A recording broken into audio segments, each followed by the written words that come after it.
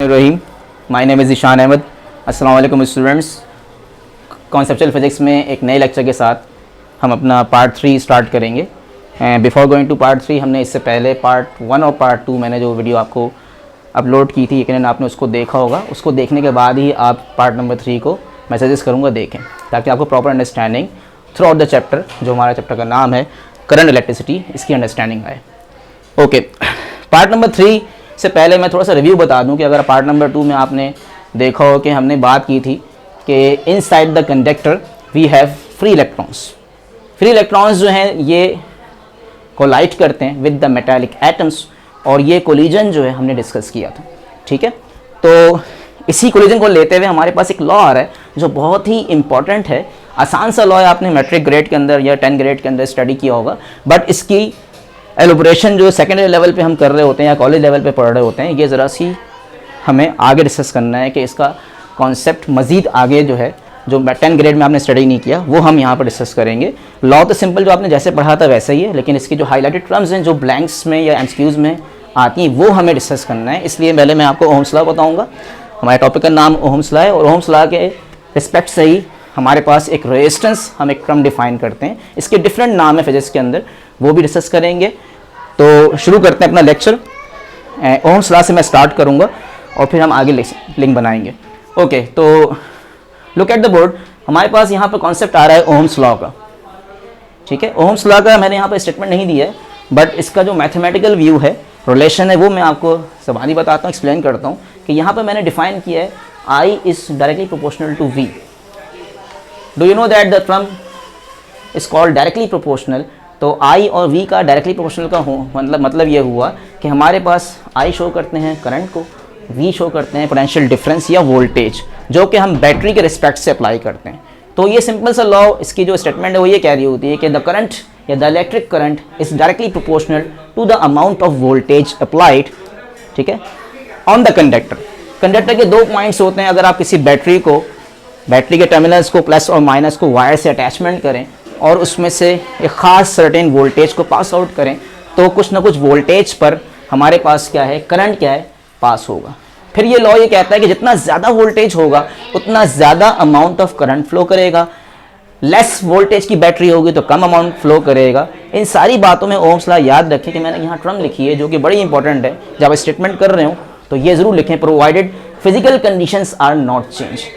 इसमें ख्याल ये करना है कि what is mean by physical condition. बहुत से स्टूडेंट्स नहीं पहचानते कि फिजिकल कंडीशंस क्या होती हैं। फिजिकल कंडीशंस का मतलब ये होता है कि जो वायर आप यूज़ कर रहे हो वो वायर का क्रॉस सेक्शन एरिया डैमेज ना हो, कहीं से वायर पतला और मोटा ना हो।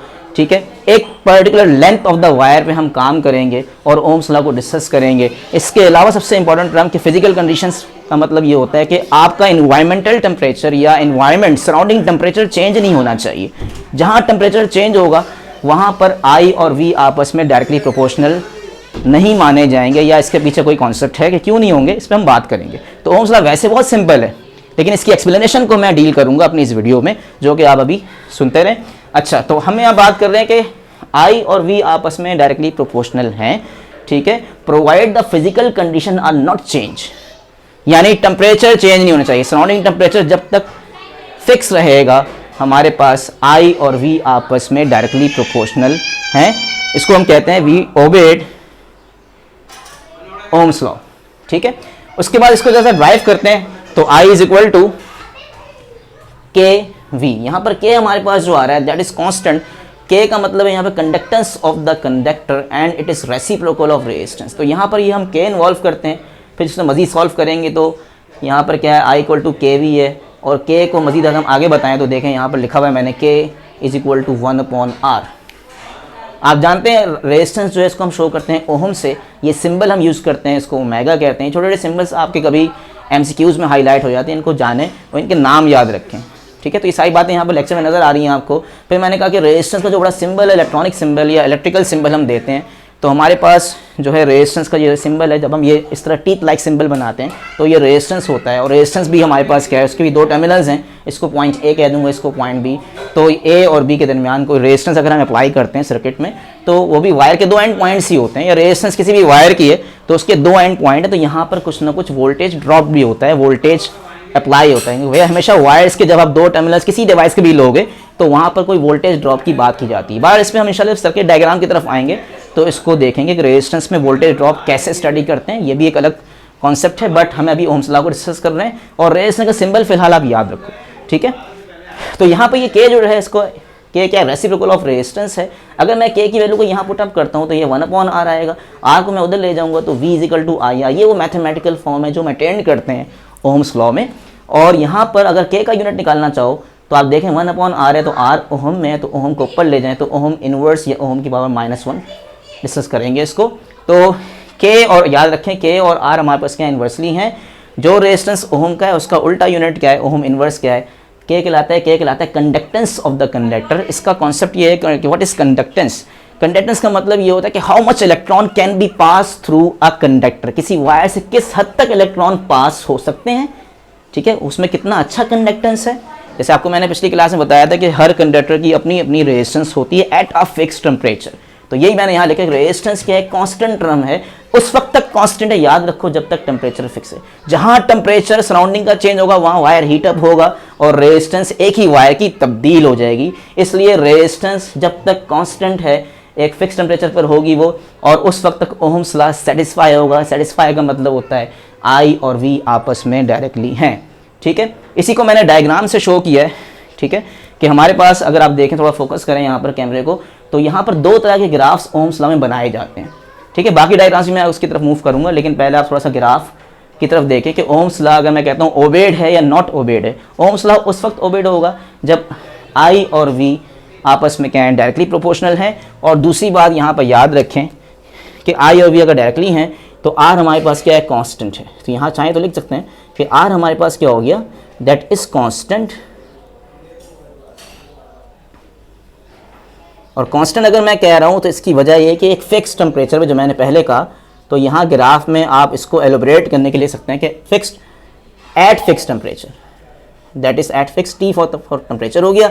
तो एट फिक्स टेम्परेचर पर ये बात, और ग्राफ स्ट्रेट लाइन आएगा, मतलब I और V के दरमियान स्ट्रेट लाइन ग्राफ आ रहा है। तो इसको देखते ही आप इलस्ट्रेट करोगे कि ये ओहमिक कंडक्टर है। ओहमिक कंडक्टर हर वो कंडक्टर होगा जिसमें से इलेक्ट्रॉन्स फ्लो कर रहे हैं, मतलब वो करंट दे रहा है, लेकिन करंट वो ज़्यादा देगा ज़्यादा वोल्टेज पे, करंट कम होगा कम वोल्टेज पर, मतलब I और V आपस में डायरेक्टली हैं, तो फिर ओहमिक कंडक्टर है। और अगर ऐसा नहीं हो रहा तो फिर क्या होगा, अगर नॉन ओहमिक कंडक्टर की बात करें तो इसी के वाइस वर्सा कर दें, ग्राफ बेंड हो जाएगा, ठीक है। करंट बढ़ते बढ़ते बढ़ते बढ़ते वोल्टेज बढ़ रहा है, ये वोल्टेज की इंक्रीमेंट है, ये करंट की इंक्रीमेंट है। जैसे जैसे आप बैटरी का वोल्टेज बढ़ा रहे हैं, ये देखिए ग्राफ बेंड हो रहा है। बेंड का मतलब करंट हाई वैल्यू से लो होना शुरू हो गया। इट मीन्स दैट कि कहीं ना कहीं कुछ ऐसा हो रहा है, वायर आपका हीटअप हो रहा है, वायर की फिजिकल कंडीशन चेंज हो रही है। अगर वायर हीटअप होगा तो वहाँ पर क्या है, रेजिस्टेंस कुछ से कुछ हो जाएगी। जिस वक्त किसी कंडक्टर की फिक्स रेजिस्टेंस ना हो, मतलब रेजिस्टेंस बार बार ग्रेजुअली चेंज हो रही है, तो इसका मतलब ये है कि I और V आपस में they are not directly proportional. मैंने लिखा है, ये प्रोपोर्शनल के निशान को मैंने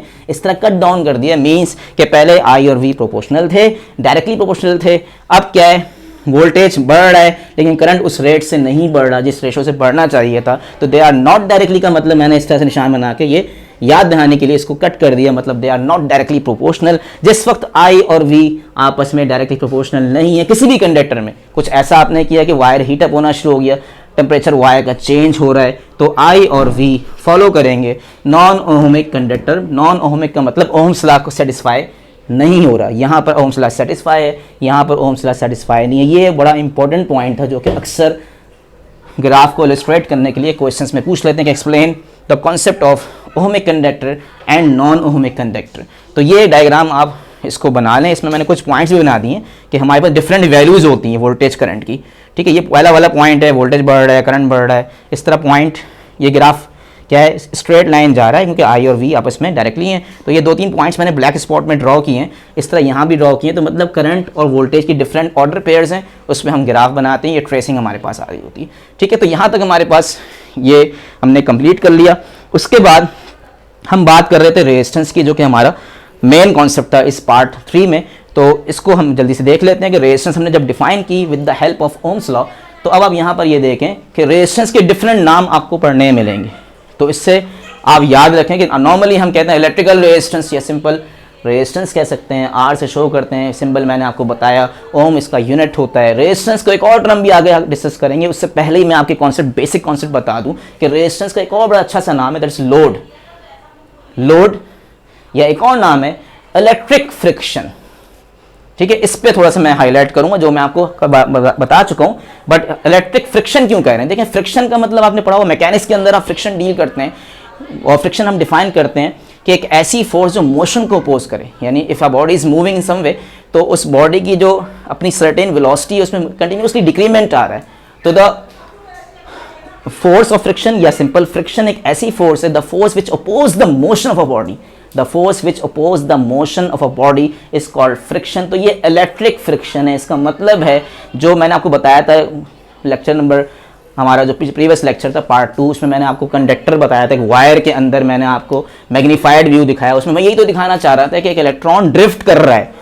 ड्रिफ्ट करने का मतलब ये होता है कि कंडक्टर के मेटालिक एटम उसका रास्ता रोक रहे हैं, फिर भी आप बैटरी की इलेक्ट्रिक फील्ड के पावर से, इलेक्ट्रिक फील्ड की इंटेंसिटी से उन इलेक्ट्रॉन को ड्रिफ्ट करवाते हैं, ठीक है, उसको कंपेल करवाते हैं कि वो मूव करे from negative side to the positive side. वो इलेक्ट्रॉन जो ड्रिफ्ट कर रहे होते हैं उनकी सर्टेन वेलोसिटी होती है, मैंने कहा था ड्रिफ्ट वेलोसिटी होती है। ये सब चीज़ें मैं क्यों रिवाइज कर रहा हूँ कि बार बार ये एमसीक्यूज में हाईलाइट होती हैं। ड्रिफ्ट वेलोसिटी से इलेक्ट्रॉन उस वक्त मूव करेगा जब आप बैटरी लगाओगे। एक रेजिस्टिव मीडियम में इलेक्ट्रॉन मूव कर रहे हैं और उनको अपोजिशन हो रही है, बिल्कुल वैसे ही एक कार मूव कर रही है तो रोड और टायर के दरमियान फ्रिक्शन उसका क्या कर रहा है, मोशन को अपोज कर रहा है, बिल्कुल वैसे ही इलेक्ट्रॉन फ्लो कर रहे हैं, तो मेटालिक एटम्स मुस्तकिल टकरा रहे हैं, उसके रास्ते को रोक रहे हैं, इसलिए मैंने ये टर्म डिफाइन करी। इलेक्ट्रिक फ्रिक्शन भी रेजिस्टेंस का नाम बन जाता है। अब ये जो कुछ पॉइंट्स हैं इनको मैं स्टडी करूंगा और अपने लेक्चर को यहाँ पर ख़त्म करूंगा।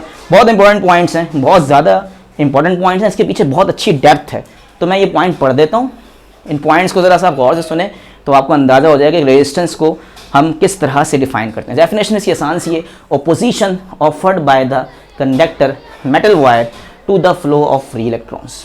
ठीक है, एक ओपोजिशन है जो इलेक्ट्रॉन्स को ऑफर हो रही है, जो कि कंडक्टर या वायर हमेशा उसको रोकने के लिए कोशिश कर रहा है इलेक्ट्रॉन्स के पाथ को। Number 2, actually it is the collision of the free electron. जो बताया कि रेजिस्टेंस का माइक्रोस्कोपिक इनसाइड द कंडक्टर के असल में कोलिजन ही हो रहे हैं, लेकिन मैं अगर सिंपल बताऊं, actually resistance is a collision. What collision? Collision हो रहा है फ्री इलेक्ट्रॉन्स का with the atom of the conductor at a fix temperature. ठीक है, इसका मतलब ये कि टेम्परेचर चेंज हुआ तो मेटालिक एटम्स की वाइब्रेशंस बढ़ेगी तो उनका कोलिजन बढ़ जाएगा, कोलिजन फ्रीक्वेंसी बढ़ जाएगी। ये भी कहते हैं समटाइम्स कि 1 सेकंड में पहले 4 कोलिजन्स हो रहे थे, अब 1 सेकंड में 8 कोलिजन हो रहे हैं, और टेम्परेचर बढ़ा 1 सेकंड में 12 कोलिजन्स हो रहे हैं। इसका मतलब ये हुआ कि जैसे जैसे कोलिजन्स बढ़ता रहेगा इलेक्ट्रॉन को ड्रिफ्ट करने में और मुश्किल होगी, और उसकी वजह से रेजिस्टेंस एक ही वायर का बार बार ग्रेजुअली टेम्परेचर चेंज से बढ़ रहा है। तो ये रीजन पूछते हैं कभी कभी कि रेजिस्टेंस क्यों बढ़ती है टेम्परेचर इंक्रीज करने से, तो आप बताएं because the collisions are increases because of the vibrating atoms are more and more. उनकी वाइब्रेशंस बढ़ रही होती है तो अल्टीमेटली कोलिजन्स बढ़ रहे होते हैं, इसलिए हमने लिखा delta R directly proportional to the temperature. इस पे बकायदा एक लॉ भी आएगा, बट अभी सिर्फ एक लाइन में अगर बताऊं तो there is a change of temperature then there is a change of resistance because of collisions. ठीक है, तो रेजिस्टेंस नाम है कोलिजन्स का with the free electrons and the atoms of the conductor. Last line जो लिखी मैंने, इसको आसान करके पूरी चीज़ को अगर मैं कॉन्साइज करूं और एक जुमले में बताऊं तो मैंने कहा more collisions more resistance and less collision less resistance. यहाँ पर हम टॉपिक को एंड करते हैं। वीडियो का पार्ट 3 आप देखेंगे इंशाल्लाह पार्ट 4 पे, फिर हम बात करेंगे कुछ रिलेशंस हमारे पास आ रहे हैं जो कि रेजिस्टेंस और टेम्परेचर को जोड़ते हैं। इस पे हमारा पार्ट 4 इंशाल्लाह अपकमिंग पार्ट आएगा। यहाँ तक आप वीडियो को देखकर अपना कमेंट ज़रूर भेजें, और कोई क्वेश्चन हो क्यूरी आप ज़रूर भेजें। आप लोग क्यूरीज वगैरह भेजेंगे, पूछेंगे तो इंशाल्लाह मैं उसका जवाब ज़रूर दूंगा। ठीक है, thank you very much and अल्लाह हाफिज़।